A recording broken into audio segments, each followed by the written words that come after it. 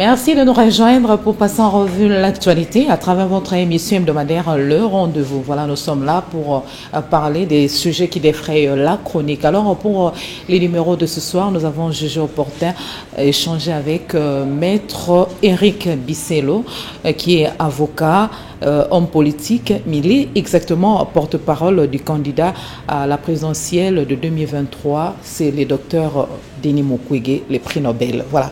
Bonsoir, maître. Bonsoir, madame Adèle. Merci pour l'invitation. En forme? Oui, mais dans le plateau, permettez-moi de vous présenter encore mes sincères condoléances au regard de ce que vous venez de traverser. Mais c'est un devoir pour nous qui sommes intéressés par la chose publique et par la République. Et à chaque fois que nous arrive une difficulté, de nous mettre debout, et je vous encourage, moi de la femme oblige, et je vous encourage dans votre profession, dans tout ce que vous allez entreprendre. Oui, bonsoir aux téléspectateurs de votre émission, c'est un réel plaisir d'être ici en ce moment. Voilà, parce que nous sommes pendant le mois de la femme, c'est nécessaire quand même de placer un mot par rapport au thème retenu pour cette célébration, investir en faveur de la femme, accélérer les rythmes, mettre des ressources nécessaires pour réussir ses paris. Un bon choix. Comment mettre ça en application pour que ça profite aux femmes congolaises et aux hommes genrés? Accélérer les rythmes sous-entend que le rythme avait déjà commencé, suivi un tempo qui ferait qu'aujourd'hui on puisse passer à une seconde, troisième vitesse. Je n'ai pas senti cela les mois, les années passées, mais cela dit, il est important de considérer qu'au regard de l'organisation de nos sociétés, les femmes jouent un rôle capital, non seulement auprès des foyers, dans le foyer, avec les enfants, mais également dans le dynamisme économique.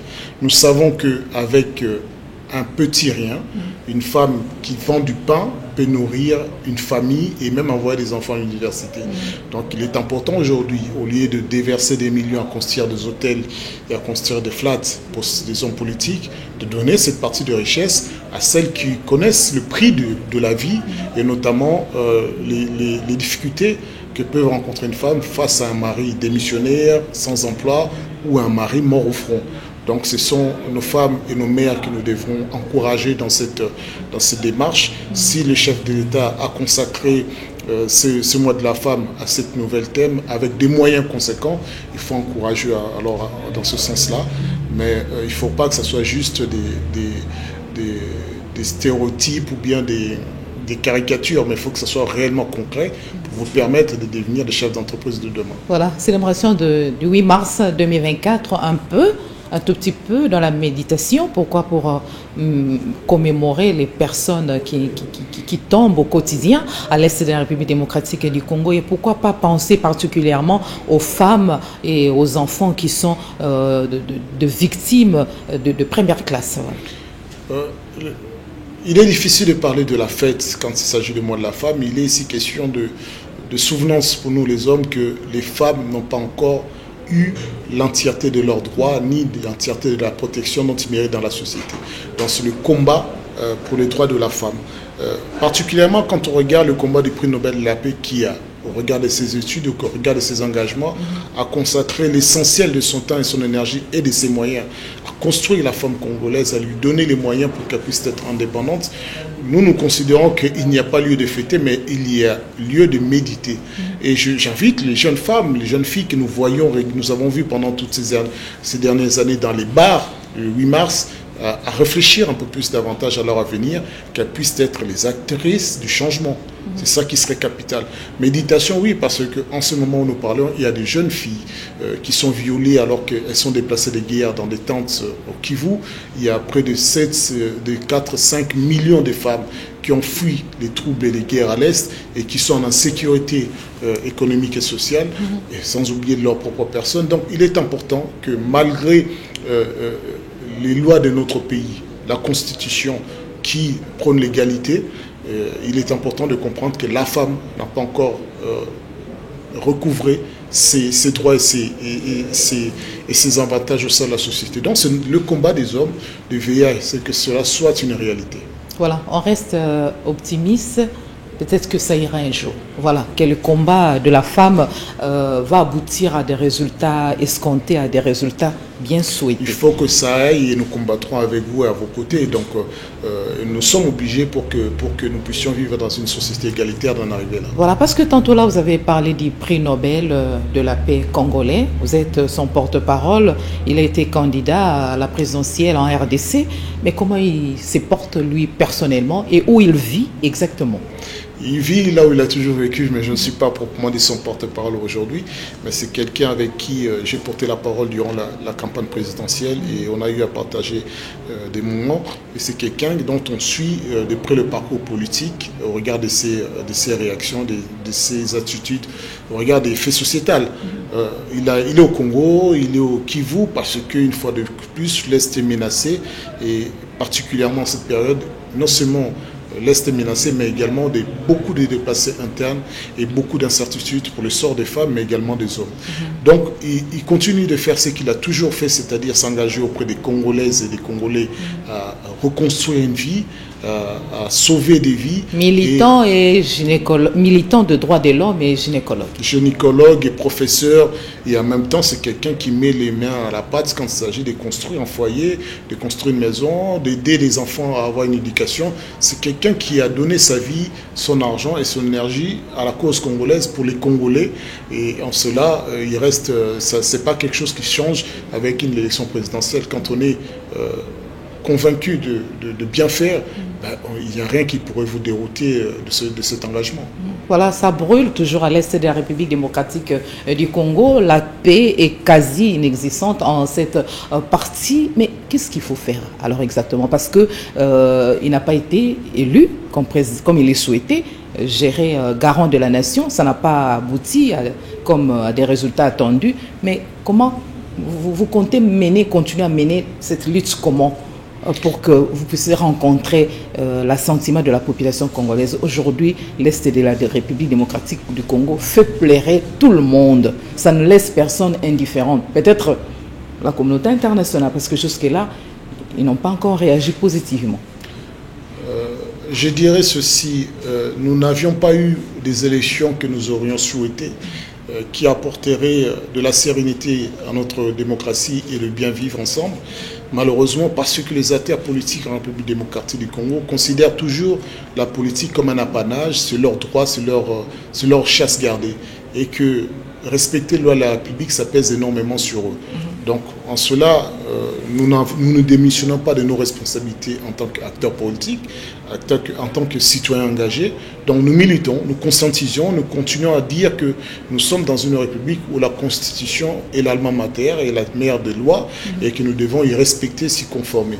Nous nous engageons à nous battre tant et encourager d'abord nos militaires qui sont sur le front, à leur donner les moyens, à dénoncer lorsqu'ils sont déconsidérés. Mais également, nous devons encourager les hommes et les femmes de bonne volonté qui travaillent pour que la République retrouve sa souveraineté. Et nous devons en permanence conscientiser Kinshasa et les Congolais partout ailleurs que l'Est, c'est également la République démocratique du Congo. Il ne faut pas déconsidérer ou prendre avec légèreté ce qui se passe. Nous risquons de ne plus avoir les 2 345 000 km² de frontières, mais nous risquons d'avoir exactement un pays balkanisé parce que nous sommes trop loin de l'Est ou bien nous semblons être beaucoup trop éloignés. C'est vrai que nous avons nos réalités, nos difficultés. C'est vrai que la République ne va pas bien, les choses ne vont pas bien.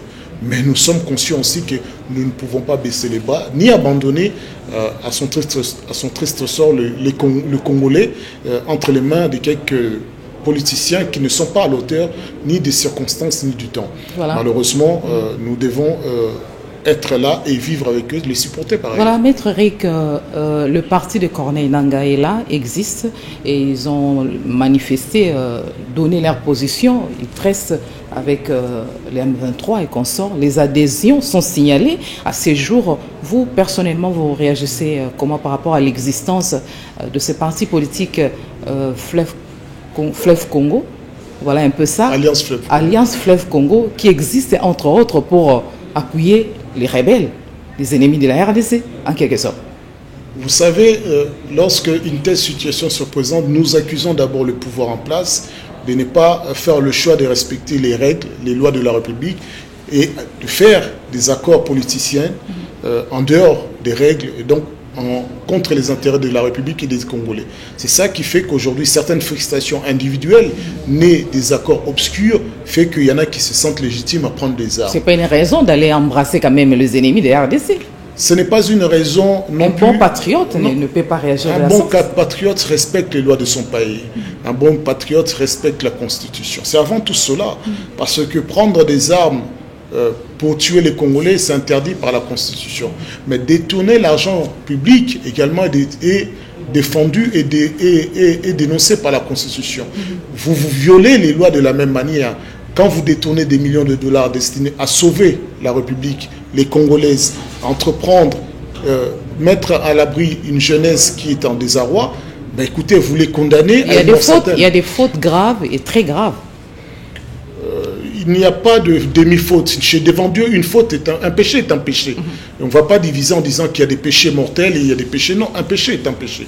Et en l'occurrence, il est ici question d'une situation où le prix Nobel avait décrit en disant malheureusement, avant les élections, on nous donne le choix entre une opposition armée et on sentait venir l'Alliance Fleuve Congo et le M23, ou alors la tricherie.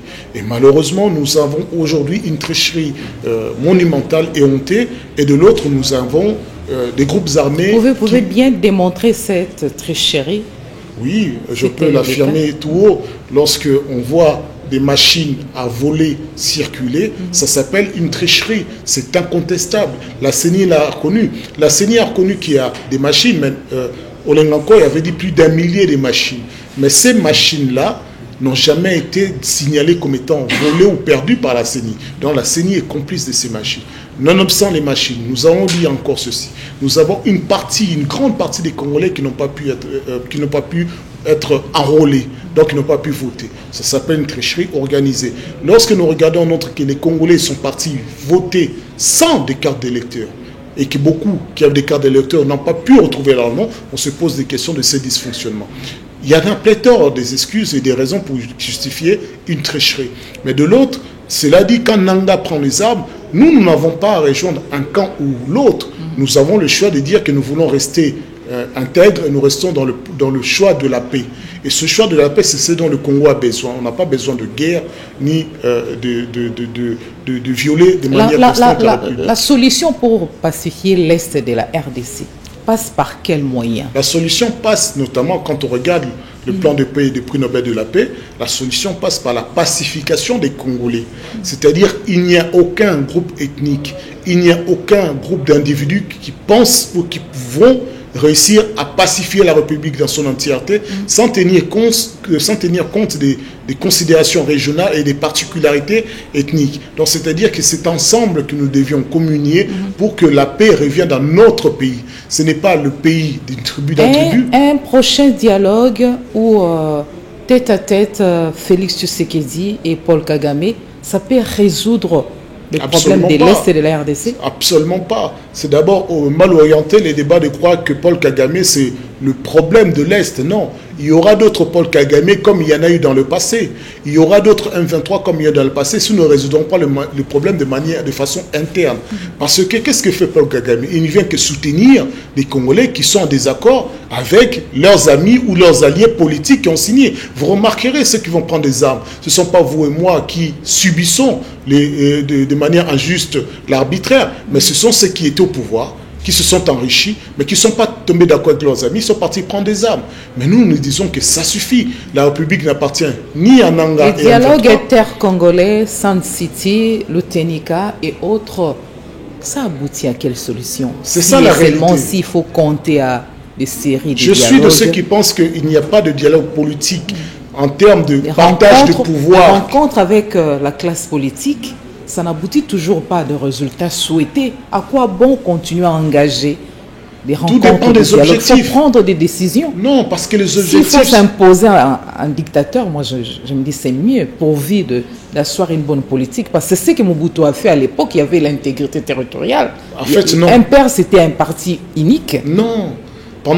Justement, c'est cela que vous devez bien que l'Impère était bien géré par l'opposant. L'Impère était parti unique, mais Mobutu n'a jamais contrôlé la République démocratique du Congo dans son entièreté. Ça, il faut le retenir.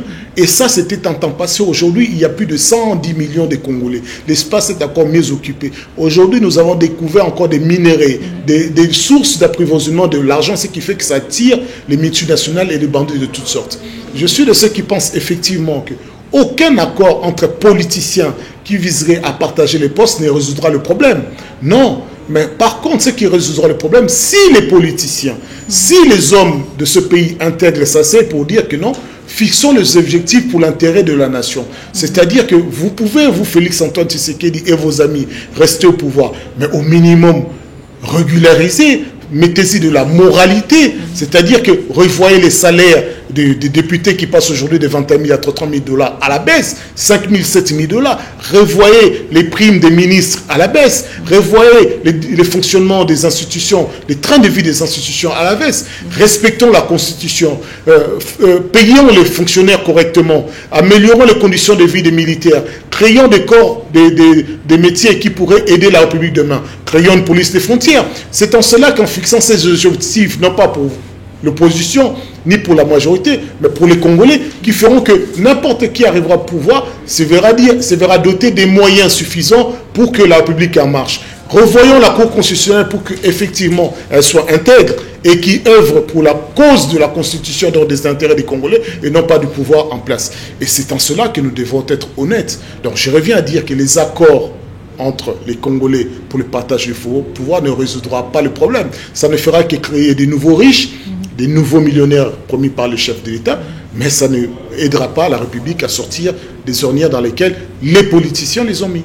Voilà, parce que vous avez parlé de la Cour constitutionnelle qui a publié la semaine passée, tout au début là, la liste définitive des élus, ainsi de suite. Mais on se le dit tous, ces arrêts de la Cour constitutionnelle ouvrent la voie à la formation du gouvernement. Et si et seulement si, par miracle, le prix Nobel est désigné Premier ministre de la République démocratique du Congo. Je sais que la majorité parlementaire, aujourd'hui l'IDPS a cette majorité parlementaire. Ça ne va pas se faire. Mais c'est seulement si ça se faisait. Non, je ne dirais pas que ça ne peut pas se faire parce que la majorité appartient au chef de l'État. C'est le chef d'État qui prend la décision. Voilà. Et aujourd'hui, il prend cette décision que moi je dis que c'est une majorité nommée, donc ils n'ont pas le choix.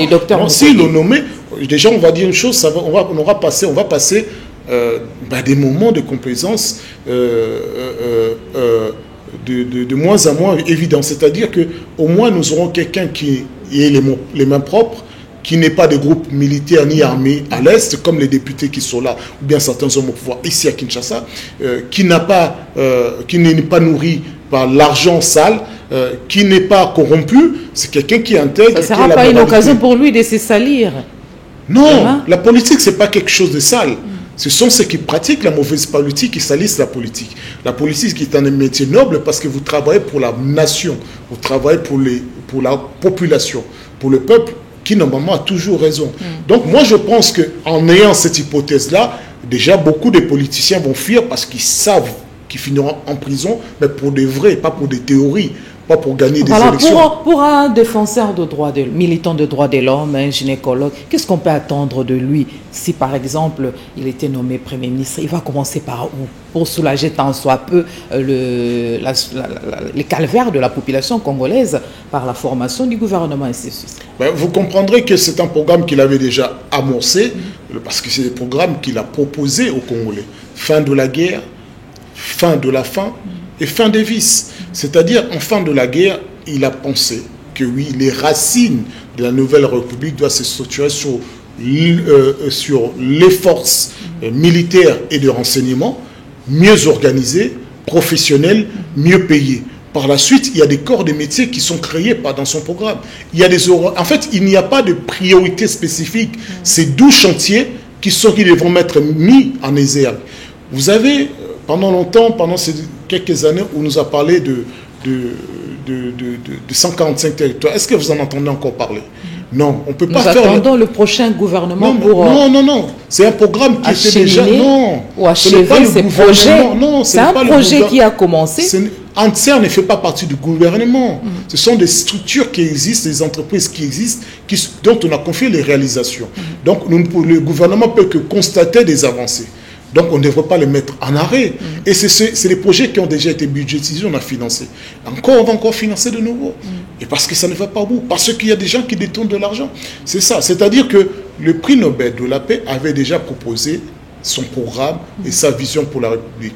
Vous verrez dans cette vision qu'il n'y a aucun membre de sa famille qui n'a gagné, mais c'est le Congo qui gagne, les Congolais qui gagnent. On n'est pas là pour traquer les uns et accuser les autres, nous sommes là pour relever la nation.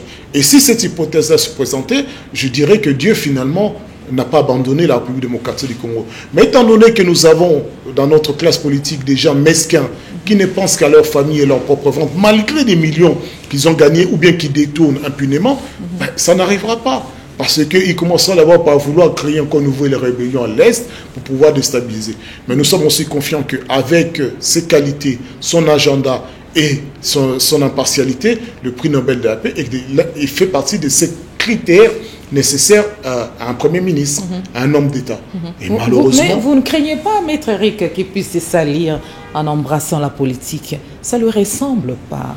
Le prix Nobel, Denis Mukwege, le docteur, en tout cas, la politique en RDC, en Afrique, vous savez, il y a beaucoup de réalités, il y a beaucoup de, laisse-moi le dire, beaucoup de bêtises. Hein. Vous savez comment Kassavou a fait la politique?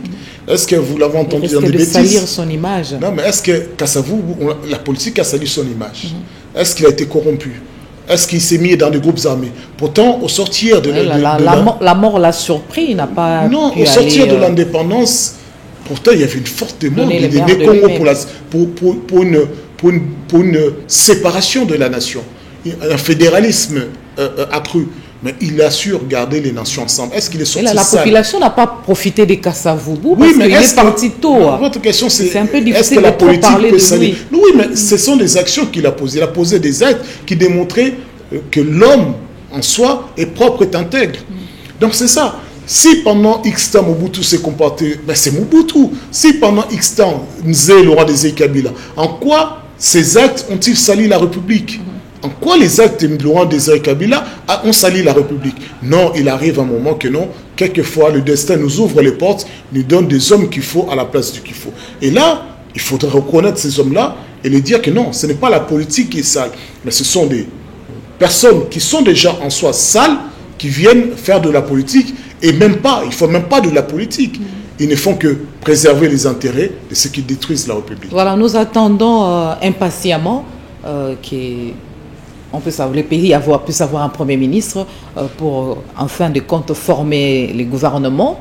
Mais si le chef de l'État arrive à nous surprendre avec un Premier ministre femme, quelle serait votre réaction? Je me pose la question, est-ce que notre politique va être déterminée en fonction de Premier ministre faible?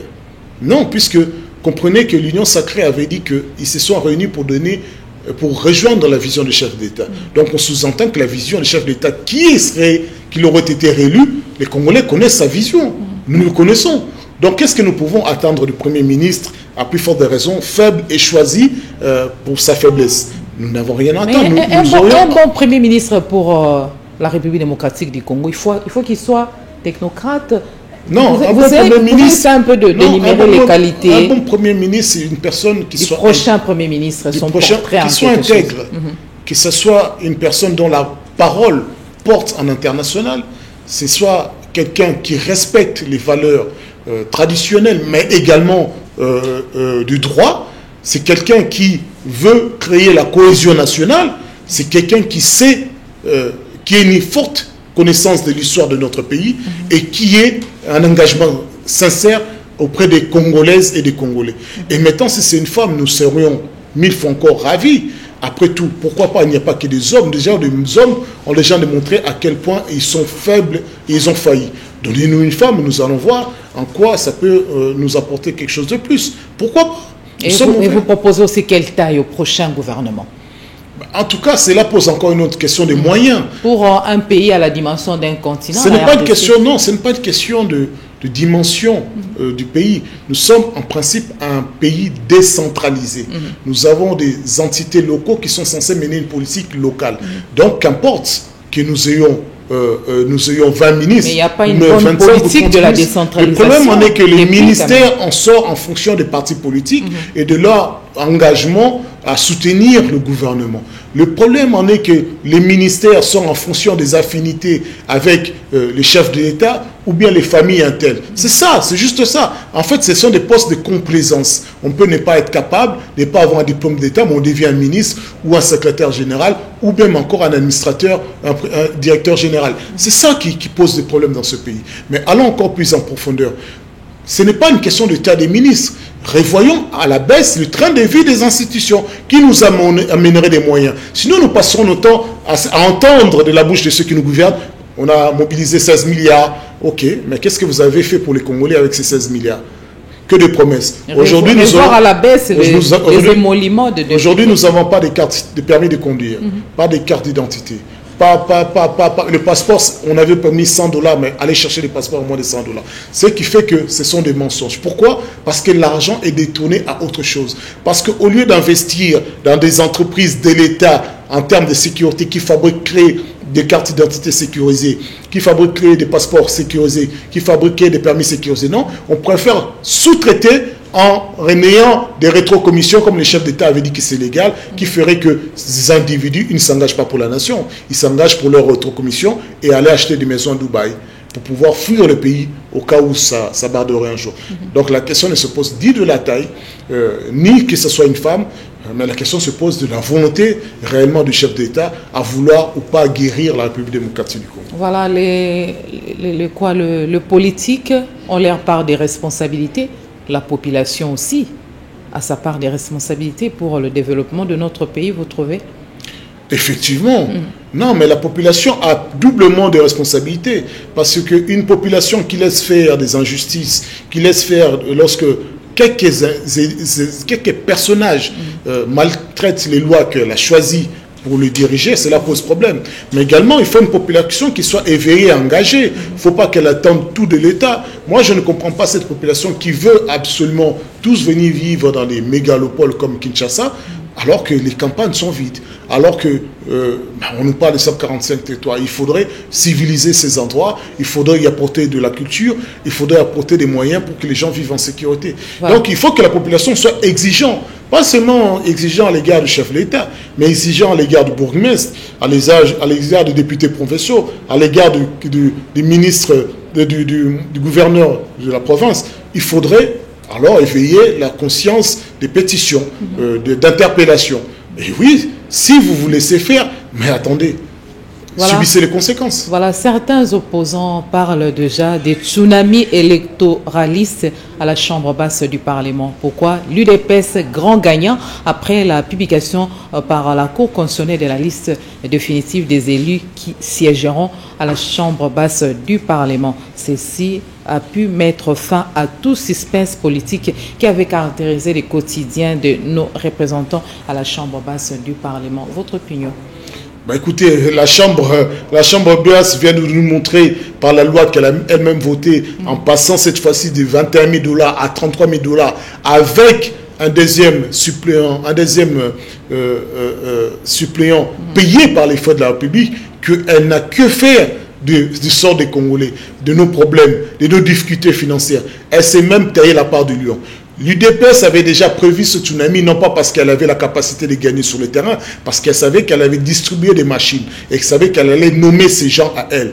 Et encore, il faut voir quels sont les critères pour être nommé. Il ne fallait même pas être de l'UDPS, mais il fallait parler la langue. Il ne fallait même pas être de quelqu'un d'une moralité, non. Il s'agissait juste de connaître ou bien de venir de tête. C'est ça les difficultés d'un petit parti, parce que ce n'est plus le grand parti d'hier, un petit parti qui était destiné à mourir, à disparaître, mais aujourd'hui, elle se cherche des millionnaires pour pouvoir perdurer au pouvoir, mais de manière tout à fait immorale. Moi, je trouve que la Cour constitutionnelle n'a fait que son travail. Pourquoi? Après traitement des dossiers introduits en contentieux, vous vous attendez à quoi? Non, mais malheureusement, la vérité contredit même la Cour constitutionnelle. Il y a des dossiers qui ne lui étaient pas soumis, mais il a tranché quand même. Le cas parfait du fils de Bahati. Donc, ce n'était pas un cas qui lui était soumis, mais il s'est permis de trancher. Nous avons vu la présence de l'un des représentants chefs d'État lors de cette audience.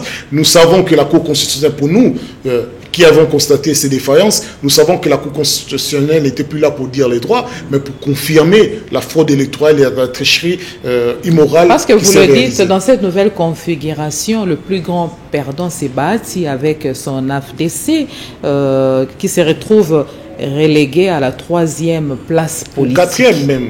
Ou 4e. Non, le plus grand perdant, c'est la population congolaise. Parce que souvenez-vous, après les élections, il y a même des gens de Bemba qui avaient manifesté et brûlé de pneus. Parce qu'ils disaient nous méritions ou bien nous avons, selon les accords conclus, normalement plus de députés. Nous avons vu les gens de Adel Kaindi. C'est pour ça qu'ils ont été repêchés. Parce que, estimant que c'est leur pouvoir et qu'après les accords conclus, ils ne pouvaient pas en avoir autant. Mais Bahati avait promis une déclaration politique avec la décision de la Cour constitutionnelle, mais il s'est ravisé parce qu'on lui a promis encore meilleur morceau. Voilà dans quelle immoralité baigne la politique en République démocratique du Congo. Et en cela, qu'est-ce qu'il voulait attendre des hommes et des femmes qui n'en font pas la politique pour la République, pour les Congolais, mais en fonction des accords obtenus avec le pouvoir ou pas. Voilà, j'ai suivi un opposant ce matin qui a clamé haut et fort. Ces décisions de la Cour constitutionnelle ont largement favorisé les partis présidentiels qui voient ainsi son nombre d'élus nationaux considérablement augmenter, le plaçant en tant que première force politique à l'Assemblée nationale. Ça profite à qui? À la population ou bien juste au chef de l'État et son parti politique? Exclusivement au chef de l'État et son parti politique. Ce qui aurait profité à la population durant ces 5 dernières années, c'était une embellie économique, sociale et sécuritaire. C'est ça qui profite à la population. Et comment voulez-vous que pendant 5 ans, nous n'ayons rien vu? Nous n'avons jamais rien vu des actes sociaux du UDPS pendant 30 ans. Vous croyez que demain, ça va changer? Que vous croyez... Dans ce contexte, l'UDPS peut se permettre de revendiquer le poste de Premier ministre sans embâche. Mais de toute façon, personne n'est là pour leur faire de l'ombre, puisque c'est leur pouvoir. Nous ne considérons pas que ce n'est pas un pouvoir de la population congolaise. Mais non, c'est le pouvoir de l'UDPS à déterminer comment il devait accéder au pouvoir et par quels moyens s'imposer. Mais la réalité en est que nous restons tout à fait perplexes à la finalité de tout ceci. Voilà, le pays fonctionne sans gouvernement en quelque sorte. Et là, les choses avancent à ralenti. Hein. Ça n'avance pas des géants comme nous les souhaitons, nous, Congolais, ainsi de suite. Quelle politique mener en ces temps-ci pour bien gérer le pays? C'est le gouvernement de la République qui définit et qui mène la politique de la nation. Donc, nous avons malheureusement une jurisprudence par rapport au pouvoir de l'UDPS. Nous avions, quand ils sont arrivés... Il faut un gouvernement de solidarité? Non, on n'en a pas besoin. Quand ils sont arrivés au pouvoir il y a 5 ans, ils sont restés 6 mois sans gouvernement de la République. Donc les chaînes de dépenses n'ont pas été respectées. Ils ont dépensé de l'argent, ils ont supervisé des travaux et c'était en violation des lois des finances publiques. Mais cela dit, ils sont sans honte, ils peuvent perpétuer la même chose. Donc nous savons que soi-disant le gouvernement démissionnaire ne fait pas que gérer ou bien gérer les affaires quotidiennes. Non, ils ne sont pas là que pour gérer les affaires urgentes. Non, et se permettent même de lever le moratoire qui n'est pas une affaire urgente, qui n'est pas juste une affaire de gouvernement, mais de gouvernement démissionnaire, mais une affaire des élus du peuple, une affaire de la Constitution. C'est la faute à la Constitution alors? La Constitution n'a pas de faute. Vous voyez la manière dont... Il faut se conformer à la Constitution. Voilà, la pyramide de normes dans un état de droit, la Constitution est la loi la plus parfaite. Bien sûr, elle est imparfaite du point de vue que nous aimerions que ce soit autrement. Dans ce cas-là, nous prenons des procédures pour la changer. Mais quand elle reste en activité, en fonction, c'est la loi la plus parfaite. Tout ce qui viendra par la suite comme loi doit se conformer à la Constitution. Ce n'est pas la Constitution de se conformer aux lois, ou alors, à travers un congrès, la Constitution est modifiée. Donc, le chef de l'État n'a pas péché. Parce que jusqu'à maintenant, il n'y a pas un gouvernement qui est mis en place. Mais non, même s'il n'y a pas un gouvernement qui est à la place, le chef d'État n'est pas autorisé à faire tout et n'importe quoi. La Constitution n'est pas restée sourde et muette par rapport à cette situation. Non, il faut quand même rester très vigilant. Le chef de l'État ne peut pas définir ni mener la politique de la nation. Je répète, c'est la Constitution qui le dit, c'est le gouvernement. Donc, à partir de là, le chef d'État doit se contenter de ses prérogatives d'ores et déjà définies. Le reste, il faut qu'il laisse ça à un gouvernement. Il n'a pas croisé les bras. On l'a vu aller en Belgique pour rencontrer son homologue en vue toujours de parler entre autres, la crise à l'est de la République démocratique du Congo. Il envisage aussi beaucoup de rencontres diplomatiques, toujours dans l'optique de faire regagner la paix à l'est de la RDC. Pourquoi pas autre chose aussi pour l'intérêt de la population congolaise. Ça, au moins, vous saluez. Il est sur la bonne voie ou bien il faut à tout prix qu'il y ait un gouvernement rapidement, un gouvernement en plein exercice et ça va décanter beaucoup de choses. Lors du dernier mandat, près de 350-400 voyages, ça nous a apporté quoi? Ça a décanté quelle situation? Nous n'avions pas de guerre les 2 dernières années avant la fin de ce mandat? Non, mais on récolte pas aussitôt qu'on a sémé. Il faut attendre. Qui vous a dit ça? Qui vous a dit ça que dans le concert des nations, on ne peut pas récolter une décision immédiate ou une solution immédiate? Qui vous a dit ça? L'Israël, quand il s'est engagé contre le Hamas, il a obtenu des solutions immédiates. Il a obtenu des solutions immédiates. Donc, qui vous a dit ça? Même pour les enquêtes, ce n'est pas du tic-au-tac. Oui, mais on n'a pas besoin des enquêtes. Le problème de l'Est de la République c'est une façon de dire qu'il y a de ces problèmes qui nécessitent un peu du temps, un peu de patience. Mais vous savez, demander de patience aux Congolais, ça fait 10 millions, 12 millions de morts. Vous dites qu'on doit encore mourir encore un petit peu pour obtenir un résultat. Mais en même temps, nous sortons l'argent. Les pays payent les pots cassés de la mauvaise gouvernance des chefs de l'État qui ont défilé. Les pays payent, les pays payent non pas la mauvaise gouvernance, mais des accords de quelques individus passés, dont d'ailleurs le chef d'État, avec certains accords établis avec Nanga ou avec le M23, qui était ici à la capitale, logé aux frais de l'État, connu par les services de renseignement. Qu'ils les aient reçus ou pas, pourquoi le M23 était là avant que le M23 réponde des armes? Ce sont des individus qui ont conclu des accords, non pas pour la République, mais pour leurs intérêts, pour rester au pouvoir. Et comme Zé avait conclu les accords, en arrivant au pouvoir, a dit je dénonce ces accords parce que je l'ai signé en tant que chef rebelle, aujourd'hui je suis chef d'État. Mais les conséquences sont négatives. Tshisekedi a pris le pays à genoux. Alors il faut des béquilles pour essayer un peu. Qui vous a dit qu'il a pris le pays à genoux? C'est quoi un pays à genoux? Il y avait beaucoup de Non, Joseph Kabila a pris un pays à genoux. 32 ans de... Non, Joseph Kabila a pris un pays à genoux. Où il n'y avait pas de constitution, où il n'y avait pas des institutions, où rien n'allait. Un pays déchiré en 4. C'est ça un pays à genoux. Lorsque vous récupérez les pays... Il a relevé les choses, vous pensez en entièreté? Non, pas en entièreté.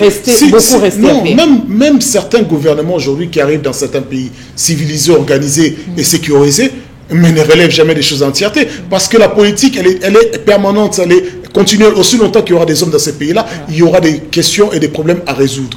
Mais cela dit, quand Félix-Antoine Tshisekedi a reçu ce pays, il y avait le code minier, il y avait une embellie économique. L'argent rentrait dans la caisse d'État, non pas par sa volonté, mais par les politiques préparées précédemment par Joseph Kabila. Nous avons des institutions. Des efforts un peu insignifiants. Monsieur Rick, voilà, vous avez beaucoup à dire et... En tout cas, mais nous sommes butés par les temps, ainsi de suite. Vous avez deux minutes. Alors, 2 minutes, 2 questions, 1 minute, 1 minute. 8 mois après sa disparition, Cherubin Okende sera inhumé. Le verdict vous a convaincu? C'est une honte. Mais juste ça? C'est juste une honte. Et notre confrère Boujakira? C'est une honte. Également? C'est une honte pour la République, pour la justice de ce pays. Et finalement, c'est une honte pour la population congolaise. Parce que ceux qui œuvrent pour ses intérêts sont soit assassinés, soit arrêtés. Là, vous le dites comme un avocat de carrière. Comme un avocat et comme un homme convaincu qui aime ce pays et qui aime les Congolais. Parce que voyez-vous, quel est le crime de Boujakira? La peine de mort, on en parle aussi et personne ne reste indifférent. Vous placez quel mot par rapport à cette décision qui sera bénéfique pour... Non, elle sera bénéfique pour personne. Okay. Non, ce n'est pas la peine de mort qui va faire qu'il y ait moins de crimes en République démocratique du Congo. Sinon, ou bien même moins de groupes armés, c'est faux. Sinon, vous verrez l'exemple, les États-Unis seraient les pays où il y aurait moins de condamnations ou moins de peines de mort prononcées. Mais ça n'a pas changé. Aujourd'hui, les pays censés revoient que ce n'est pas la panacée. Aujourd'hui, vous voulez tuer, assassiner les criminels qui sont pauvres. Vous voulez assassiner ceux qui n'ont pas les moyens de se défendre. Vous voulez assassiner, ok, mais assassiner aussi ceux qui détournent des millions de dollars destinés aux populations congolaises. Assassiner aussi ceux qui... ils sont aussi à Kinshasa, qui ont des groupes, des milices, qui sont contraires à la Constitution de la République. C'est ça la vérité, c'est ça la justice. Bon, il ne faudrait pas... Une fois qu'il y a infraction, nous tous, nous sommes censés subir la rigueur de la loi, chacun selon sa... Mais le problème, Alex, c'est ça. Ce n'est pas la loi qui dirige, mais c'est la Constitution. Et la Constitution, dans ses articles 16 et 61, consacre la vie. C'est-à-dire qu'il est interdit de tuer. Il est interdit pour l'État de donner la mort. Il doit protéger. Voilà, Maître il faut respecter la Constitution. Nous sommes butés par le temps. Maître Eric, homme politique, juriste de formation. Un message particulier. Voilà, un peu ça. La politique, c'est un combat constant contre des idées, mais non pas contre des individus. Et nous pensons que dès que ces nouveaux législatures commencent, à mal commencer, à travers une fraude électorale, nous avons aujourd'hui des députés qui se permettent d'augmenter leur salaire de 21 000 à 33 000 $. On veut condamner à mort les Congolais qui ne pensent pas comme le pouvoir. Et ça, il faut se révolter. Il faut dire que non, la Constitution interdit ces pratiques. Voilà, c'était un plaisir énorme de vous retrouver en face de nous pour passer en revue l'actualité. J'espère que c'était clair comme l'eau de la source, clair comme dans un livre d'images. Vous avez pris l'émission en cours, ne vous en faites pas, la rediffusion c'est les samedis à 13h, heure de Kinshasa. Et Maître Eric, c'est un homme politique, juriste de formation et puis il fut porte-parole du candidat à la présidentielle en RDC, les prix Nobel de la paix congolais, Dr Denis Mukwege. Voilà, merci une fois de plus. Merci. Nous vous remercions amplement, vous, fidèles téléspectateurs, de nous avoir suivis avec beaucoup d'attention et intérêt. Nous remercions les preneurs de vue et pourquoi pas la chaîne de référence Antena pour ces programmes. Et nous vous retrouvons très prochainement pour un autre numéro. Une très belle soirée à tous et chacun.